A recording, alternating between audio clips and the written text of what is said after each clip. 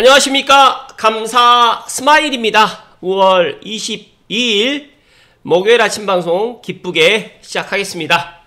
오늘의 한 줄 명언은 자신의 본성이 어떤 것이든 그에 충실하라. 자신이 가진 재능의 끈을 놓아버리지 마라. 본성이 이끄는 대로 따르면 성공할 것이다. 시드니 스미스. 네, 감사 스마일이 가진 재능이 무엇일까 생각을 해보니까 지치지 않고 꾸준하게 아침 방송을 하는 이 꾸준함이 제가 가진 가장 큰 재능이라고 생각하고 있고, 또 부동산 현장에서 남들과는 또 다른 그런 인사이트를 감스님들께 드릴 수 있다라는 그런 재능이 있다라는 말씀을 감히 드리면서 오늘도 기쁘게 5월 22일 아침 방송 시작하겠습니다. 어제 보니까 마포 프레스티자이가 신고가가 또 경신을 했습니다. 5월 16일 날 4층인데 23억 9,500. 야, 진짜 이 아파트가 5년차 아파트이기도 하지만 물론 마포 프레스티자이 염리동에 있으면서 2호선하고 또 5호선 여러 가지로 또 좋아 보이는 아파트이긴 하지만 너무 많이 올라가고 있다. 그렇다고 하면 상대적으로 진짜 은평구에 있는 아파트도 마포에 있는 아파트에 비해서 싸게 느껴진다는 말씀을 조심스럽게 이야기 드립니다. 철산자이더 헤리티지 조합원 입주 안내, 이게 어제 좀 단톡방에 돌더라고요. 이게 뭐냐면 쉽게 말해가지고 공사비가 인상이 됐기 때문에 공사비 인상을 가결하지 않으면 5월 30일부터 입주를 하게 되는 조합원분들께 무언의 압력을 갖다 지금 입주 못한다라는 압력을 갖다 주는 것 같아요. 1000억이나 인상을 했는데 520억을 더 안 주면 키를 못 주겠다. 야, 이제 앞으로는 이 조합원들 분들도 이제 끝날 때까지 끝난 게 아니라는 그런 생각이 요즘에 많이 듭니다. 공사비를 갖다가 계속적으로 뭐 세 차례나 지금 이렇게 인상을 해줬는데도 불구하고 지금 여러 가지로 또 이유를 또 대면서 추가 말 그대로 공사비 분담금을 좀 더 내야 된다라는 이야기를 하는데, 공교롭게 오늘입니다. 오늘 총회에서 이게 과연 안건이 가결이 될 건지 아니면 또 부결이 될 건지는 모르겠지만, 제가 작년에 현대건설이 저기 안양 쪽에 트리지아 때도 마찬가지로 이런 조합원들 분양가가 막판에 또 이런 것들이 화두가 돼가지고 물론 뭐 결국에는 건설사의 그 요구대로 공사비를 갖다 인상해주고 입주를 한 것으로 알고 있는데, 앞으로 이런 철산자이더 헤리티지 같은 이런 앞으로도 계속적으로 공사비 인상의 그런 이슈가 분명히 있을 거라는 말씀 드리면서, 모르겠어요. 그러니까 뭐 나는 그래도 뭐 신축을 갖다 희망하겠다라고 생각하시는 분들은 서울의 뭐 재건축 아파트를 갖다 지금 매수하는 것도 나쁘지 않아 보이긴 하지만, 앞으로 이렇게 조합원분들도 신축 아파트를 이제 가져가기 위해서는 앞으로 들어가는 비용이 더 증가하면 증가했지 낮아지진 않을 거라는 말씀을 감사 스마일이 덧붙여서 이야기 드립니다. 언젠가는 필요할 때가 있을 겁니다. 감스님들, 사랑이라는 게 항상 필요 없을 거라고 생각할 수 있겠지만, 제가 생각했을 때 꼭 필요할 때가 있기 때문에 넣어두시면 좋을 것 같다는 말씀 드리고 본론으로 들어가겠습니다.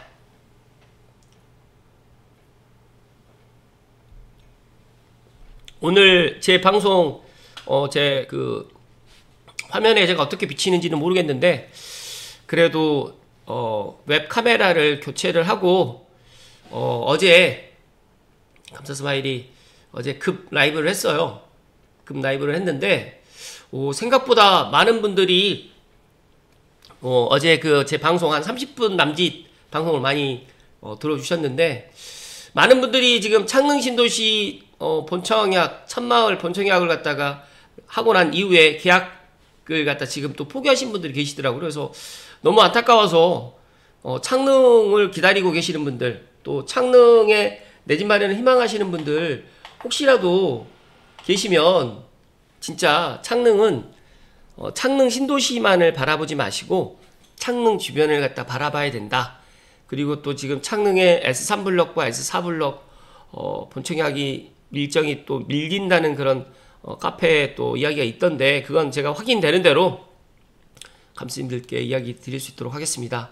그래서 어제 웹카메라 바꾼 기념으로 깜짝 라이브를 했는데, 앞으로 감사스마일이 깜짝 라이브 생각하는 주제가 또 있거나 또 이슈가 될 수 있는 것들이 있으면 가감없이 감사스마일 부동산 연구소에서 라이브를 켤 테니까 많은 분들 함께 해주시면 좋을 것 같고, 어제 라이브를 켰는데 이게 라이브가 계속적으로, 보통은 라이브가 끝나고 나면 이게 이제 보통의 이제 그런 동영상으로 넘어가는데 어제는 안 넘어가더라고요. 그래서 밤 11시까지인가? 한 10시에서 밤 11시 사이에 넘어가는 것들을 보면서, 야, 이 유튜브도 한꺼번에 많은 그런 용량이 들어가다 보니까 버그가 또 생기는구나. 또 저는 해킹 당하는 거 아닌가 또 그런 생각도 가졌었는데, 어찌됐든 간에 잘 해결됐다는 말씀 드리고 본론으로 들어갈 수 있도록 하겠습니다. 오늘 본론으로 들어갈 주제가 이제 많은 분들이 알고 계시는, 아무리 서울이라도 12억은 좀 논란 일던 그 힐스테이트 메디알레하고 또 고척 푸르지오 힐스테이트, 공교롭게 두 개 다 많은 분들이 엄청나게 청약을 많이 했고, 이렇게 비싸다고 아무도 안 할 것 같이 그렇게 이야기를 했던 그런 현장인데, 제 예상대로 안 파는 이상 없겠다라는 이야기를 주제로 오늘 이야기 드릴 텐데, 시청하시기 전에 다들 아시죠? 네, 좋아요, 구독과 좋아요, 또 알림 설정까지 또 이야기를 갖다 많은 분들이 하는데 좋습니다. 조떼꾸알입니다. 조떼꾸알. 네, 조떼꾸알로 감스를 갖다가 응원해 주시고, 감사스마일이 아침에 방송할 때마다 이제 이 100만 유튜버의 꿈을 갖다가 이루기 위해서 항상 이 100만 유튜버 감사스마일 이렇게 생각을 하고 이야기를 좀 드릴 수 있도록 하겠습니다. 제가 어제 이 힐스테이트 메디알레 모아 풀 영상을 갖다가 올릴까 말까 고민을 하다가, 그래도 59 타입과 74 타입을 갖다 한꺼번에 보려고 생각하신 분도 있으실 거고, 더 나가서 이제 제 영상은 내년 10월 달에 입주하기 전에, 물론 힐스테이트 메디알레 그 내부 모델하우스 영상이 다른 분들도 찍으셨을 수도 있겠지만, 감사스마일이 그래도 구석구석 잘 담았기 때문에 과연 제 영상이 또 내년에 또 역주행하지 않을까, 또 GTX-A 연신내역을 갖다가 이제 가고 이제 삼성역 무정차 가는 그 시점에 지금의 뭐 11억, 뭐 12억, 뭐 13억, 14억의 이 분양가가 결코 비싼 분양가가 아닐 거라는 그런 생각에 제가 어제 이제 풀 영상으로 한 30몇 분 정도의 이제 영상을 담았는데, 또 어제도 정말 많은 분들이 또 시청을 해주셨는데, 일단은 뭐 저는 그렇게 생각합니다. 감사스마일이 작년부터 내 집 마련을 서두를 놔라, 또 원흥 동일시트 6억대까지 떨어졌을 때도 사라, 제가 또 둔천 주공도 포기하지 말아라, 그렇게 이야기를 너무 많이 했었는데, 시간이 지나서 제 말이 거의 다 맞아가고 있다는 말씀 드리면서, 물론 종잣돈이 없거나 또 여러가지 사정 때문에 내 집 마련을 투시는 분들께까지 뭐 제가 뭐 종잣돈도 없고 대출도 안 나오는데 제가 이렇게 뭐 내 집 마련 하라는 말은 제가 안 드립니다. 영끌에서 제가 내 집 마련 하라는 말은 쓰면 안 드리지만, 중요한 거는 지금 이렇게 아무리 서울이라도 평당 4,500이 말이 되느냐, 은평구가 평당 4,500의 분양을 갖다 하는 게 말이 되느냐라고 하지만, 결국에는 그러함에도 불구하고 많은 사람들이 신축에 지금 몰리고 있다는 말씀을 감사스마일이 강조해서 이야기 드립니다. 일단 신문기사 내용을 좀 살펴드리면, 서울 구로구와 은평구의 새 아파트를 분양받기 위해서 고분양가 논란임에도 9,000명 가까이 청약통장을 던졌습니다. 높은 분양가에 대한 부담감에도 공급 가문이 이어지자 언제 분양을 받을 수 있을지에 대한 불안감이 커지면서 이런 현상이 일어나고 있고, 지난 21일 어제죠, 그 부동산원 청약홈에 따르게 되면 고척 푸르지오 힐스테이트는 전날 진행했던 1순위 청약에서 평균 경쟁률 13.52대 1을 보였고, 그리고 힐스테이트 메디알레 같은 경우에는 평균 경쟁률이 11.04대 1이었습니다. 어떻게 생각하시나요? 감사스마일이 예상대로 완파하는 데 이상 없겠죠?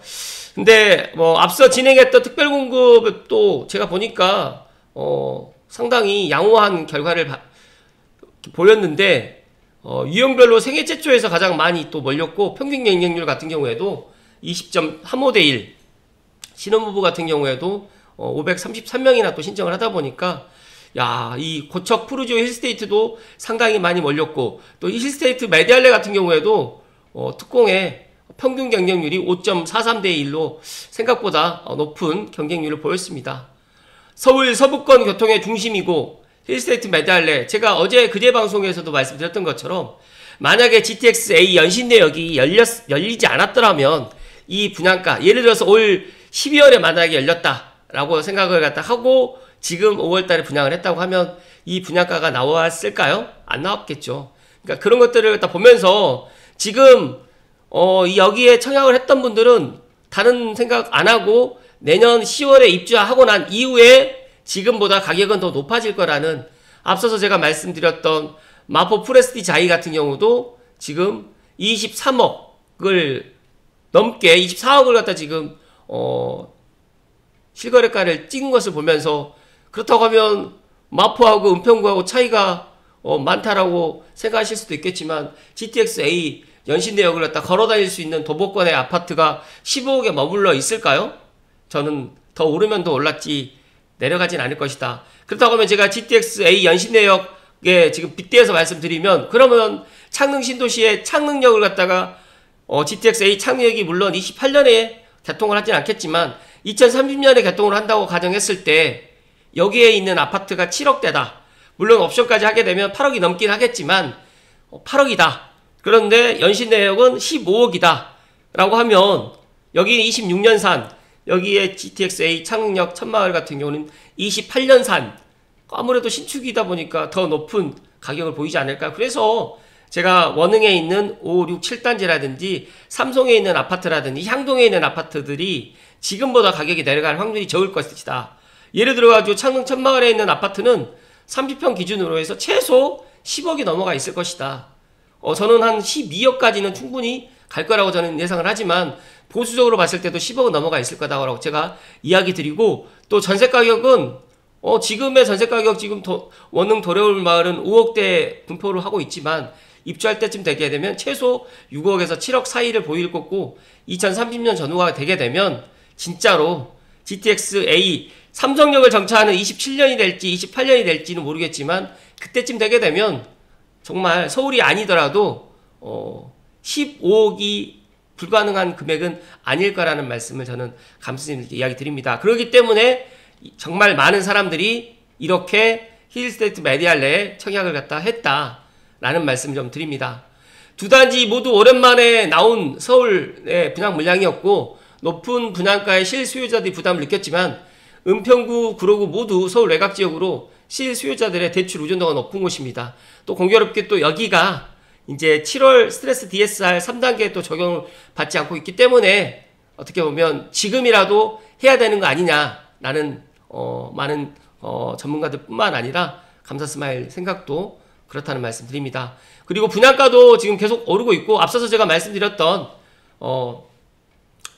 철산 헤리티지 자이 같은 경우도 계속적으로 지금 분양가를 더 인상을 갖다 해서 저분들께 또 그런 또 책임을 또 전가하고 있는 그런 상황이다 보니까 앞으로 허그가 발표하는 민간 아파트 분양가격 동향에 따르게 되면 3월 말 기준 서울의 평당 분양가는 4,428만 4천원을 기록했고, 앞으로 이 분양가보다 서울에서 신축을 하는 분양가는 낮아질 수가 없고, 그러다 보니까 고양시에 있는 아파트 분양가도 3천만 원이 넘어가면 넘어갔지 2,500에서 지금 3천 사이에 이제 분양가를 설정하겠지만 조만간 내년쯤 되게 되면 3천만 원이 훌쩍 넘어가는 말씀을 감사스마일 소신껏 이야기 드리고, 각자가 생각을 하시고 늦어도 6월 전에는 의사결정을 하실 것을 좀 이야기를 좀 드립니다. 추가적으로 한 가지 더 말씀드리면, 같은 기사인데 분양가가 또 오른다, 비싸도 청약을 해야 된다, 그래서 구로와 은평에 9,000명 이상 몰렸다는 말씀을 감사스마일 이야기 드리면서, 물론 여기에 청약통장이 은평구라든지 구로구에 있는 청약통장이 들어왔다고 생각하시는 분들 없으시겠지만, 한 가지 더 말씀드리면 서울, 강북이든 마포든 예를 들어서 강남 쪽에 있는 분명히 통장들도 한꺼번에 지금 이쪽으로 내 집 마련을 갖다가 또 생각을 갖다 하신 분들이 있으실 거고, 냉정하게 생각을 해보시면 삼성역까지 11분 만에 가는 내가 역세권에 만약에 내가 걸어 다니기 힘들다고 하면 3호선, 6호선을 타고 연신내역을 또 갈 수가 있기 때문에 그런 것들을 다 떠나서 GTX-A의 그런 효과, 그리고 제가 문득 그런 생각을 했어요. GTX-A 역 주변으로 해가지고 지금 현재는 일자리가 많이 들어와 있진 않지만 불광역 혁신파크도 그렇고, 그 다음에 용인 플랫폼 시티도 그렇고, 또 성남에 있는 판교 테크노밸리도 그렇고, 동탄도 마찬가지고,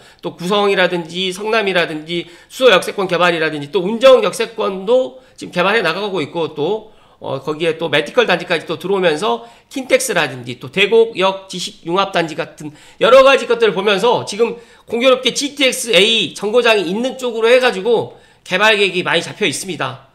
그렇기 때문에 GTX-A가 완성이 되는 27년에 어떤 의사결정을 하지 마시고 감다스마일의 이야기대로 지금 의사결정을 하시게 되면 분명히 개통하기 전에, 특히 내년에 삼성역 무정차 가는 그 시점에 더 많은 사람들이 감다스마일이 진짜 그 미래를 갖다 내다보는 사람이구나 라는 생각을 가지시게 될 거라는 말씀을 콕 하고 이야기 드립니다.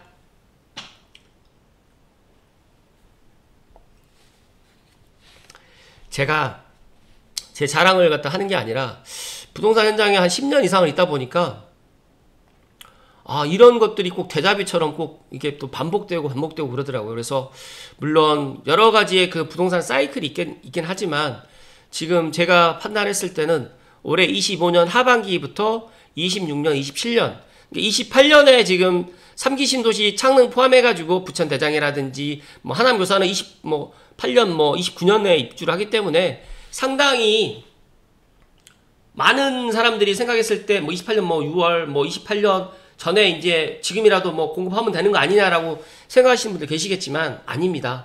그렇게 공급이 빨리빨리 되지 않고, 그 더 중요한 팩터 하나는 지금 분양가가 너무 많이 지금 올라가고 있기 때문에 신축을 갖다 기다리는 것보다 차라리 5년 이내 준신축, 만약에 5년 이내가 쉽지 않다고 하면 10년 이내에 6억에서 9억 사이 아파트 진짜 사 놓으시면, 그리고 12억까지는 지금 비과세가 되기 때문에 결코 아파트 가격이 특히 서울과 수도권, 서울과 맞붙어 있는 지역, 그다음에 역세권 대단지 신축, 브랜드 초품화 평지에 있는 아파트들은 정말 내려가지 않을 거라는 말씀 드리기 때문에, 그렇기 때문에 제가 자신있게 제가 이거 힐스테이트 메디알레 여기 모아 영상 찍으면서 다시 한번 생각을 가졌었어요.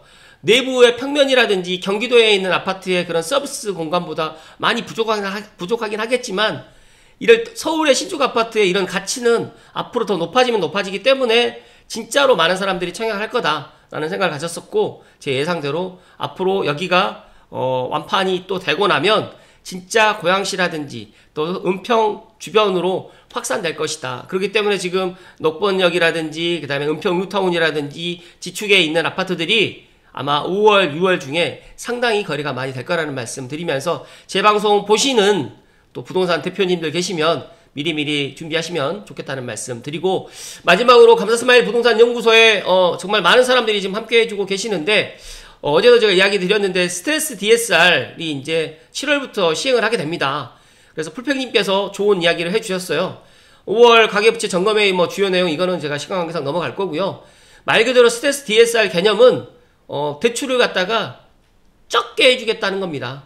그리고 6월 30일까지 부동산 계약하고 그 이후에는 잔금 쳐도 스트레스 DSR 2단계 기준으로 대출해 준다고 하니까, 만약에 6월 말에 잔금 치시는 분들 제외하고는 나는 9월, 10월, 12월, 내년에 잔금을 치러도 스트레스 DSR 2단계로 해서 대출을 해준다고 하니까 일단 꼭 이렇게 하시면 좋을 것 같고, 제가 이 감사스마일 부동산 연구소에 앞으로 더 좋은 정보를 계속해서 이야기 드릴 테니까 결론만 좀 이야기 드리면, 금리 인하기라서 걱정할 만큼 스트레스 3단계 돼도 대출 많이 줄어들지 않으나 쓸 거래량도 살아나게 되고 대출 총량이 늘어나고 있기 때문에 언제든 가계대출 규제 들어올 수 있으니까, 특히 서울과 수도권에서 대출 받아서 집 살 실수요자분들은 지금 최대한 5월에서 6월 30일 전에 움직이고 계약이라도 해두기를 감사스마일 두 손 모아서 이야기 드리면서, 6월 3일 대선 이후에 움직이려고 생각하지 마시고 지금 움직이셔야 된다는 말씀을 드리면서,